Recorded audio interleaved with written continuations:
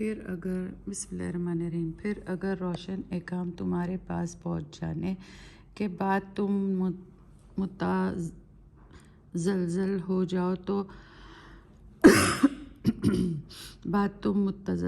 جاؤ تو جان لو کہ اللہ تو ہے ہی بڑا زبردست اور حکمت والا۔ کیا یہ اس بات کا انتظار کر رہے ہیں کہ اللہ کا عذاب ان بادلوں کے سیاہ بنوں میں نازل ہو اور فرشتے بھی اتر آئے اور کام تمام کر دیا جائے اور سارے کاموں کا رجوع اللہ ہی کی طرف ہے؟ اے نبی، بنی اسرائیل سے دریافت کرو کہ ہم نے ان کو کتنی کھلی نشانیاں دی ہیں، اور جو اللہ کی نعمت کو اپنے پاس آنے کے بعد بدل دے تو اللہ بڑا سخت عذاب دینے والا ہے۔ دنیا کی زندگی کافروں کے لیے خوشنما بنائی گئی ہے اور وہ مومنین کا مذاق بناتے ہیں، لیکن قیامت کے دن متقین ہی ان پر غالب رہیں گے اور اللہ جسے چاہتا ہے بے حساب دیتا ہے۔ پہلے تو سارے آدمی ایک ہی مذہب کے پیرو تھے اور ایک ہی امت تھے، پھر اللہ نے بہت سے نبی خوشخبری سنانے والے اور ڈرانے والے مبعوث فرمائے اور ان کے ساتھ کتابیں بھی نازل کی جو ساری کی ساری برحق تھی، تاکہ جن امور میں لوگ آپس میں اختلاف کرنے لگے تھے وہ ان کے درمیان فیصلہ کر دے، اور وہی اختلاف کرتے تھے جن کو وہ کتاب دی گئی تھی، باوجود یہ کہ ان کے پاس کھلی ہوئی احکام آ چکے تھے۔ یہ اختلاف آپس کی ضد اور حد کے سبب تھا۔ پھر جس امر حق میں اختلاف کیا تھا وہ اللہ نے اپنی مہربانی سے مومنین کو بتا دیا، اللہ جسے چاہتا ہے سیدھے راستہ دکھا دیتا ہے۔ کیا تم یہ خیال کرتے ہو کہ تم یوں ہی جنت میں داخل ہو جاؤ گے، اور ابھی تک تو تم کو ایسا مشکلات نہیں آئی جیسے پہلے لوگوں کو آئی تھی؟ ان کو بڑی بڑی سختیاں اور تکلیفیں آئی تھیں اور وہ ہلا دیے گئے تھے،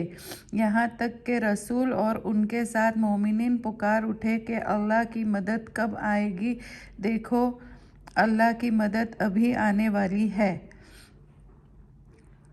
اے نبی، لوگ تم سے پوچھتے ہیں کہ وہ اللہ کی راہ میں کیا مال خرچ کیا کرے۔ کہہ دو کہ کچھ مال تم خرچ کرو تو ماں باپ اور عزیز رشتہ داروں اور یتیموں اور محتاج اور مسافروں پر خرچ کیا کرو، یہ سب حقدار ہے، اور جو تم نیک کام کرتے ہو تو وہ سب اللہ کو خوب معلوم ہے۔ اللہ کے راستے میں لڑنا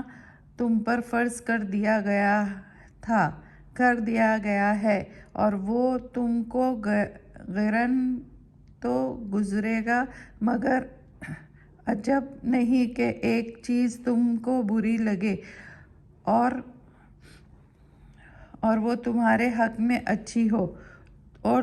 یہ بھی عجب نہیں کہ ایک چیز تم محبوب رکھتے ہو مگر وہ مضر ہو، اور اللہ جانتا ہے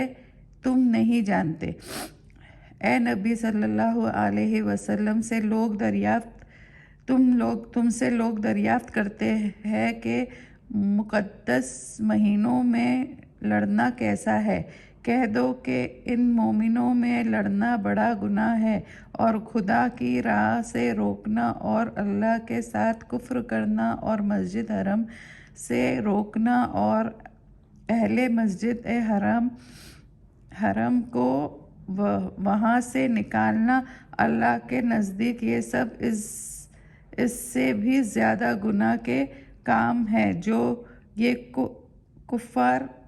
کرتے ہیں، اور فتنہ انگیزی کو خون ریزی سے بھی زیادہ بڑا گناہ ہے، اور یہ لوگ تو ہمیشہ ہی تم سے لڑتے رہیں گے یہاں تک کہ وہ تم کو تمہارے دین سے پھیر دیں گے۔